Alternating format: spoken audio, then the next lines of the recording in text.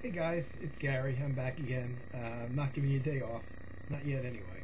So this is going to be a short one, which I begin every video with that. But this isn't going to be long because I wanted to do a video, and until today, until just a few minutes ago, I didn't actually find some of the vinyl I wanted to show.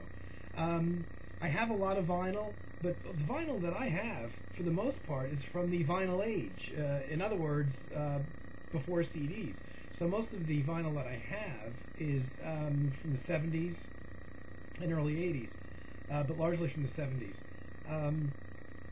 And so in the last, I don't even know how many years, 10 or 12 years, I haven't actually bought a lot of vinyl. I've been a CD junkie for the most part. But there's some exceptions, and I think this is the only 7 exceptions that I can recall.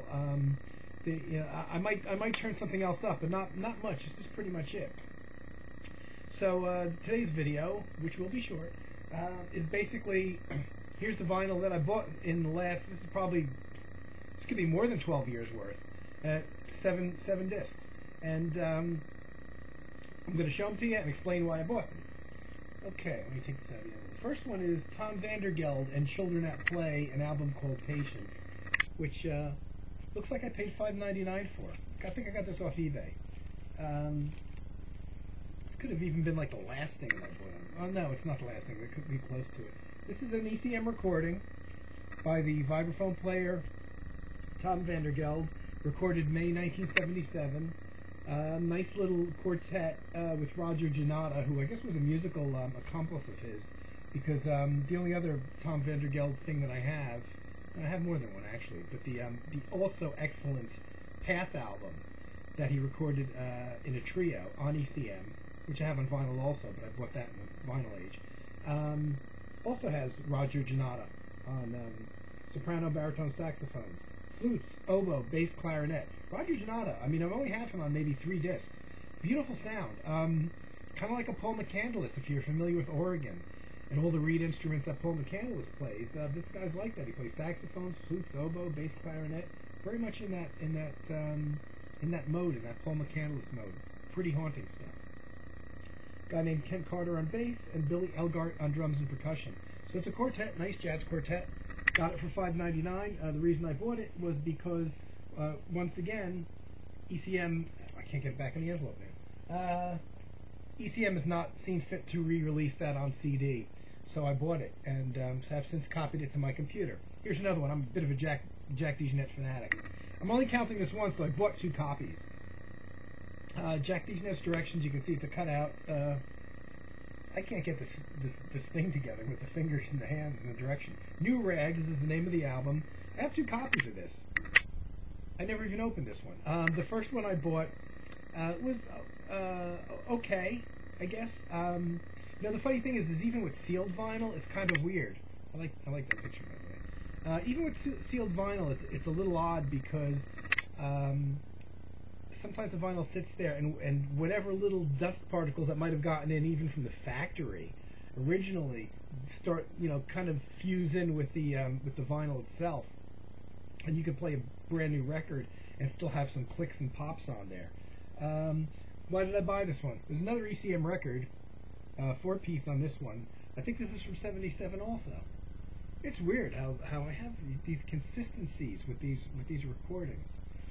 I can't find the recording date on here, and ECM always puts it on their records, and I can't find it here.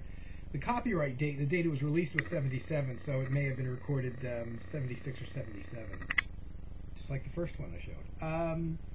Nice band. Oh, May '77. There's the recording date. So another one from '77. Magic Year. It's the year I graduated high school.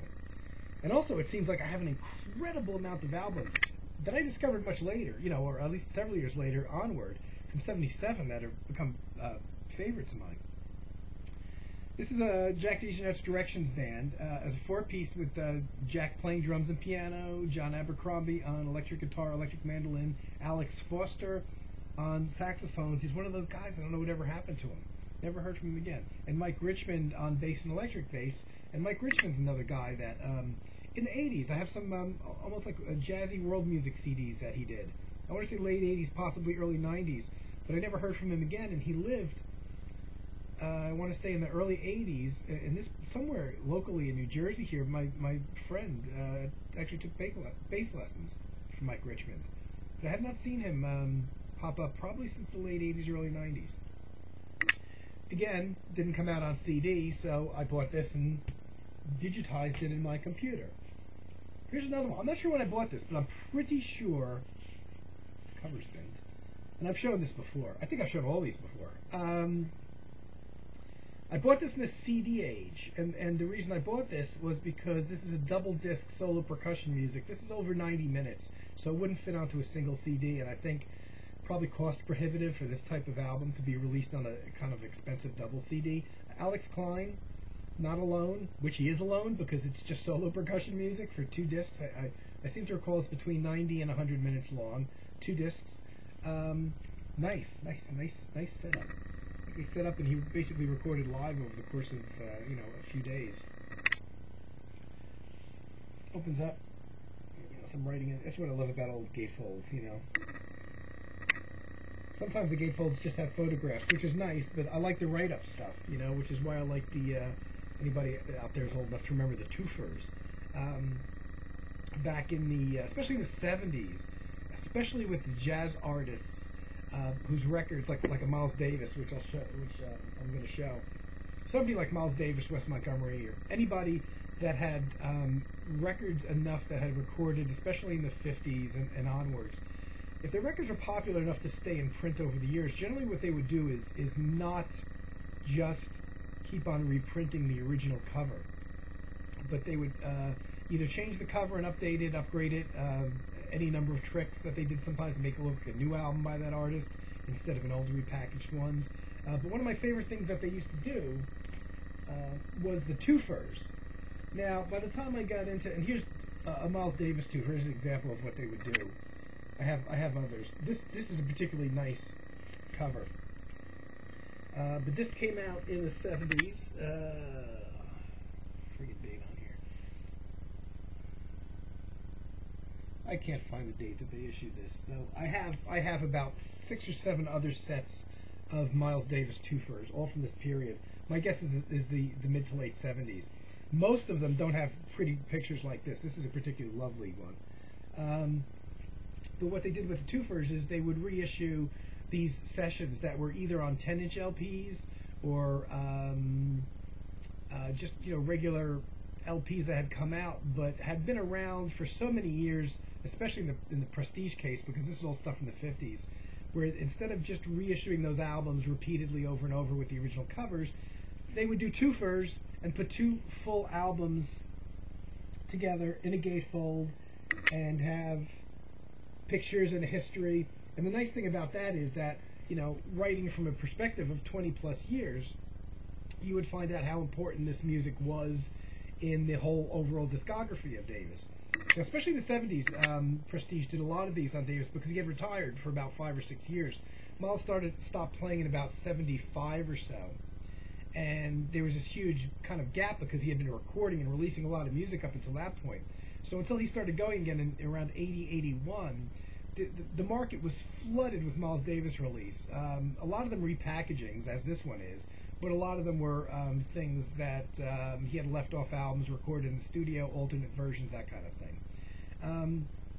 What they did a lot of the time, and you can see the picture of Miles in there, is obviously, well, you can't really see it.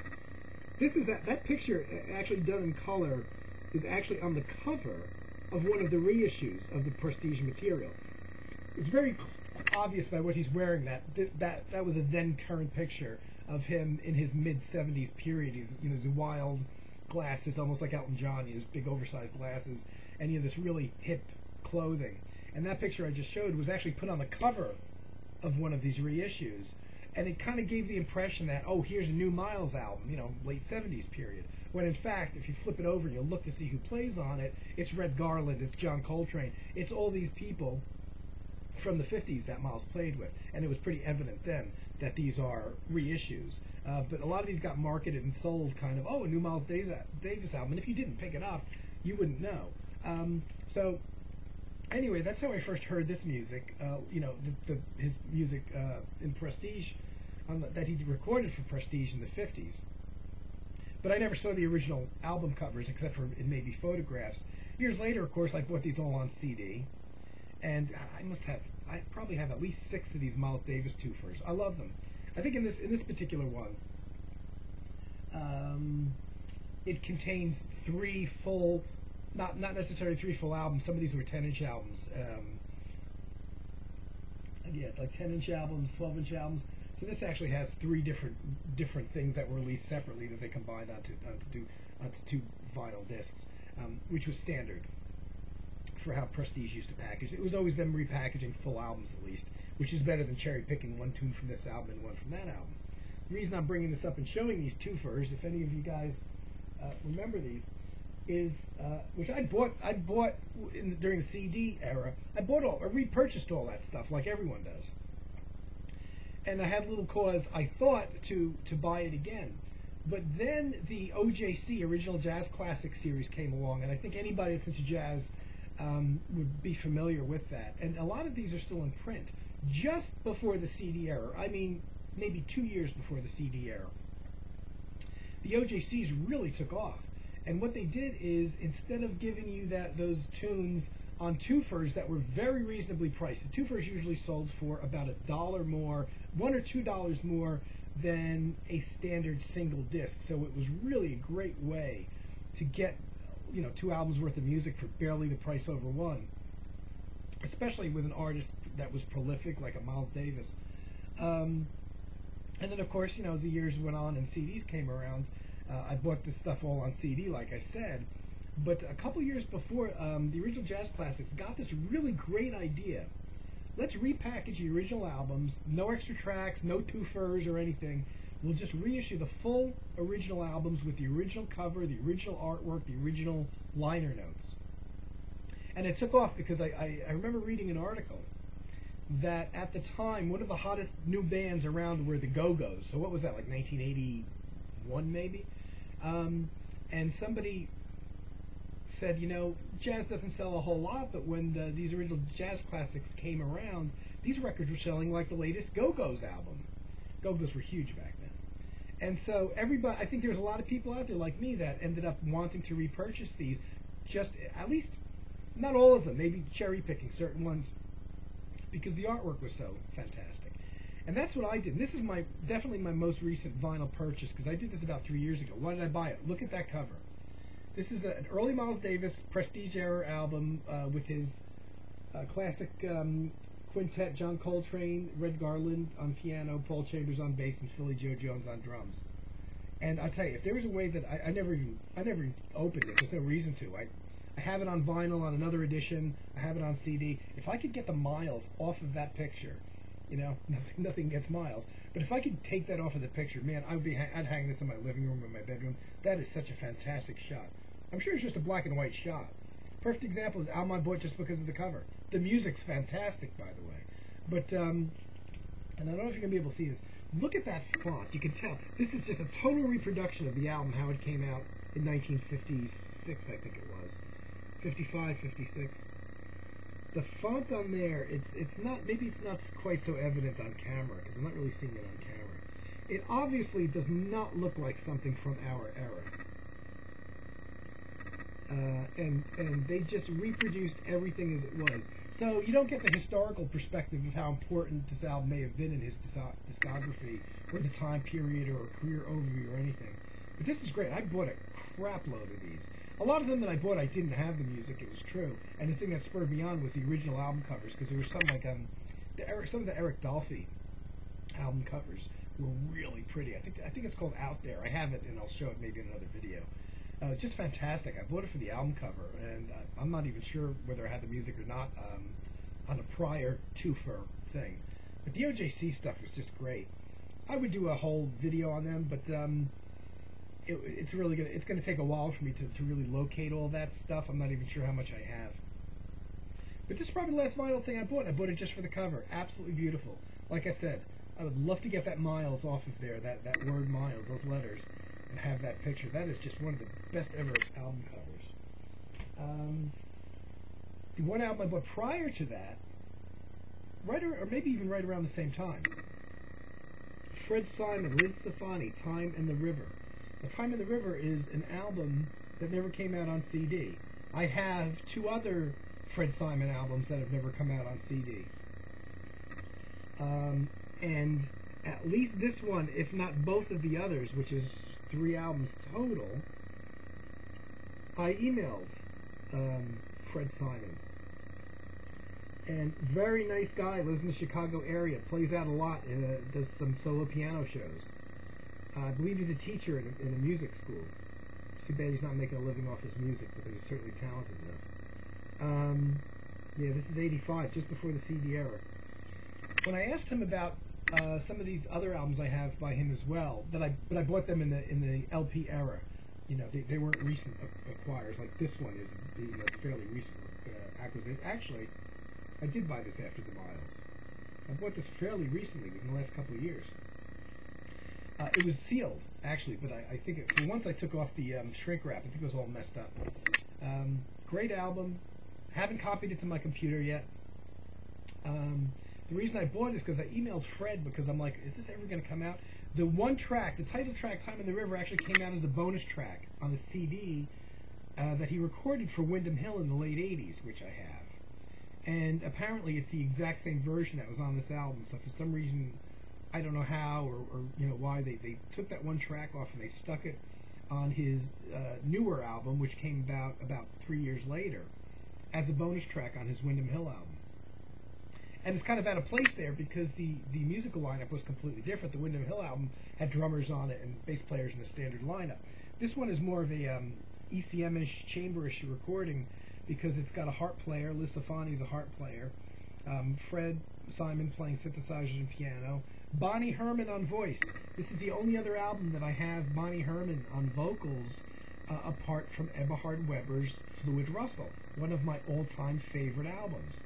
I'm wondering, I should have asked him too, if Fred heard her on Fluid Russell. I bet you he did.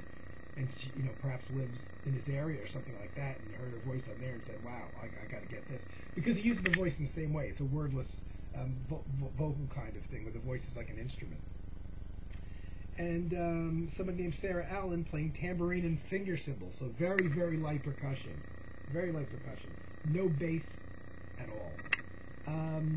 So you've got dear old Fred Simon. This is just a fantastic album. When I emailed him, asking him if this would ever be re-released, or should I snatch up the sealed copy, told me to go for the sealed copy because at least this album of his, and possibly the others I have, one called Short Stories that's really good too, just solo keyboards, were recorded on some kind of recording deck equipment, Sony equipment, I believe, because it's even credited on here. That was only used for a short time. It was, I guess, relatively new technology at the time. And they didn't continue to use it, I guess, after this, after a year or two. And as a result, the original, I guess, tapes are on a format that the only way they could ever transfer them again to CD or digitally or anything else would be to locate some of that equipment, which no one has. That's a shame. So it's a format issue. So even if you could get the rights to it, the best you could do is probably get a prime LP vinyl edition of it and copy it, digitally, which isn't the best case scenario, really. I remember them doing that with, I think it was a Chet Baker LP that was fairly important in his musical history from the 50s. And the original tapes were gone. They couldn't locate the original tapes. And they wanted to make it available in the CD era. So what they did is they actually located a pristine vinyl copy. And to this day, if you buy that particular CD by Chet Baker, you're getting a transfer from vinyl because the original tapes are gone forever. That would be the only way that these would become available. And the other two I have, haven't come out on CD, and they were recorded a bit before this, about around '83 for Short Stories, I think, which is a really good album. And probably was recorded on the same equipment, and I'm afraid will suffer the same fate. So, I'm glad to have it. I think this was the last thing I bought. I bought the Miles thing next to last. Here's what I bought just because of the cover. And I don't even know why I opened it. Because I have this on CD. Maybe to see what was on Oh yeah, I have very little recollection of this. Mark Egan plays on this. That's why. Band pictures on this. I don't know if any of you guys. It's more of a smooth jazz group, but one that I have almost every album by. I have all the early ones. They're fairly well known, but fairly local because they live right over the bridge in New York City, or they did. Special Effects, and I just bought this. I have all their stuff on CD. I only bought this on vinyl because of the very hip cover, almost like a Pink Floydish kind of what's the name? Hypnosis kind of album type of cover. Hypnosis, used to do the wild photographs, the illogical photographs type of thing on a lot of like Pink Floyd album covers and stuff like that. Yeah, that's I love that album cover. This was a band still in existence today. The young guy, Chieli Minucci is a guitarist, and George Ginda was a hand percussionist, and their albums had tons and tons of, drummers, keyboard players, bass players, additional musicians. Mark Egan plays on this one. A whole bunch of people, always additional musicians that they picked up. But these guys wrote, Chieli Minucci would usually write on his own. The percussionist George Ginda wrote with Saxi, I think is how you pronounce his name, a Hungarian pianist that for a few years in the 80s had his own solo contract. And he was this guy's George Ginda's musical partner. They both came from Hungary. Unfortunately, these guys both made solo albums. I saw them play live several times. Got to talk to them. Very nice. I was really a fan, particularly of George Ginda's percussion playing, because he doesn't play a lot of congas and bongos, and when you think hand percussion, that's usually the first thing you think of. He used a lot of talking drums, and interesting stuff, because not the kind of thing you would expect a guy playing in a smooth jazz band. He was almost like more of a world percussionist playing in a smooth jazz band. But these guys were a little bit better, or considerably better than the smooth jazz band, like a Spyro Gyra kind of thing. To me, especially their early albums, were way beyond that. Maybe a bit more new age in their music, a bit more improvisational, a bit more jazzy. Unfortunately, George Ginda died quite a number of years ago now. Never asked me to sign an autograph because I actually went. He had a solo disc out, and I went to one of their shows and arrived there early and hung outside the hall that they were playing, which was locally here in New Jersey, knowing that they would show up early to do sound check. And I parked my car, and there's George Ginda standing outside the building waiting for the bass player to show up. And he's the one I really wanted to talk to, because he had just released two solo discs that were very good under the name George Ginda and World News. And me being the nerd that I am, I asked him to sign one of them. I bought the CD booklets with me and spoke to him a little bit. And nice guy. I mean, nobody else recognized. There's nobody else there. So it was great to speak to him out on the street. Unfortunately, about 2 years after that, he had asthma, and he had an asthma attack, and it caused brain damage, and he was paralyzed for the rest of his life, and hospital bound for, I want to say, 3 or 4 years, totally incapable of movement. So it looked like a stroke, but it wasn't. Apparently it was caused by his asthma that he had, and from the oxygen deprivation to his brain caused him to be paralyzed the rest of his life. And unfortunately he lived for another 3 years, just stayed in the hospital bed the rest of the time. Very, very sad. Chieli Minucci, very nice guy, because after George got sick, actually even before that, they split. They had worked together for a lot of years, and I guess they were a little bit sick of each other, whatever. And Chieli Minucci allowed George Ginda to use the name Special Effects and take it. So there was one Special Effects album that was just George Ginda and all the musicians he hired. After he got sick, Chieli Minucci took the name over with George's permission. And Chieli was very cool. He re-recorded some of the things that George Ginda had written, and even some of the things they had recorded earlier, and gave them upgraded versions, just to kind of pay tribute to George, which is very nice of him. Seems like a hell of a nice guy. By the way, he makes a living in addition to doing special effects. He makes solo albums. Chieli Minucci. He also does. He's played as a guitarist on tour for some of these pop people whose names you've heard, and they evade me now. All these female female. I don't want to say Britney Spears. It's not quite that bad, but almost. So he's earned a living doing that. But he also writes for soap operas. So the daytime soap operas, he does a lot of the incidental music for them as well. He still lives in New York. And this one that I got, this is the first Shadowfax album, which was re-released on CD because it went out of print, didn't it? Watercourse Way. Now, this was reissued by Windham Hill after Shadowfax signed on with Windham Hill. And Windham Hill remixed it and changed the cover. Otherwise, I wouldn't have bought it just for the cover. But the reason I bought it is because, maybe so you can see it a little better. Take it out. This was a hell of a find. This took me a long time to dig this up. Nice cover. This is the original Watercourse Way cover and the original Watercourse Way vinyl album. It's the only album release that they had on this label. I don't think it sold a hell of a lot. This is the Passport Records label. That was actually based here in Jersey, I think. And the record company went out of business, but I think that the reason they didn't record anymore is the first edition probably didn't sell like an outrageous amount. The reason I bought it was, the cover's, nice, but I wouldn't have bought it except I was in email touch with Stu Nevitt, who was the drummer for the band the entire duration of its lifespan. And he said that the mix on this is substantially different from the mix that got released on the Windham Hill. When Windham Hill reissued the album, they remixed it. They didn't add, they remixed it in the true sense of the word. Nowadays, remix means to hire a bunch of studio musicians to throw on a bunch of crap on top of it that wasn't there originally. This is remixed in the traditional sense of they didn't add anything new. They simply remixed the stuff that was there. And when I asked him what they remixed, he said, "Oh, it was a mess."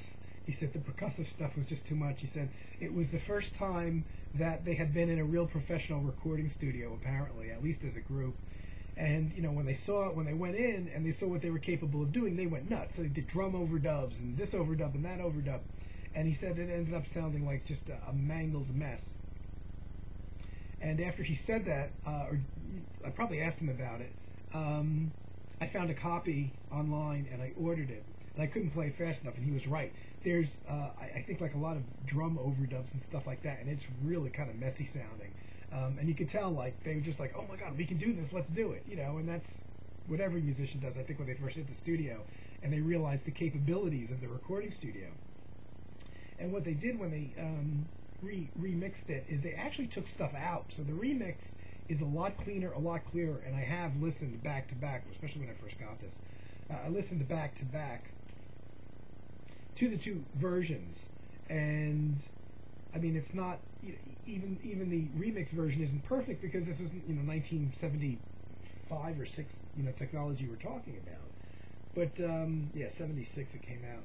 So so you can hear, obviously it's not a recording from the 80s or something, but when they remixed it, they basically took stuff out. That's all they did for the remix. And it just opened up the sound field. It cleared everything out. Now you could hear everything clearly, and there was some space in there that wasn't in the original kind of mangled mess that's on the original album. So I'm glad to have that too. And that's all my vinyl that I've probably bought for about a dozen years. And by the way, Stu Nevitt, the guy that I had, who was the drummer, I just noticed the theme between George Ginda passing away and Stu Nevitt passed away too.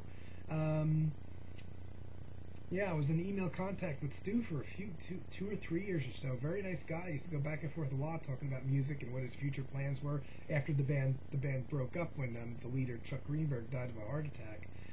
Stu had a bunch of things in the planning stages and stuff like that, but he was diabetic, unfortunately, and eventually died of heart failure. Very sad. Somewhere I still have an email that he sent. He also came out. He did manage to squeeze out one solo album, which I think is still available for download on CD Baby, I know. And nice guy, and sad to see him go. Passed away a number of years ago now. I want to say it's 5 or 6 years ago, maybe. Okay, guys, that's all the vinyl I've bought in about a dozen years. As you can see, in a couple, in the case of the Miles, I just had to have it for the cover. So I'm not totally against buying vinyl, but usually my reasons for doing it are something that's out of print, not available on CD. And this, once again, went much longer than I anticipated. I only showed 7 albums. How could I go on for a half hour? I don't know. Okay, guys, I don't want to hold you up anymore. Thanks for watching. One more theme down, and I don't know what's next. But I appreciate you watching and commenting and everything, and hope everybody's having a great week. I'll see you soon. Bye.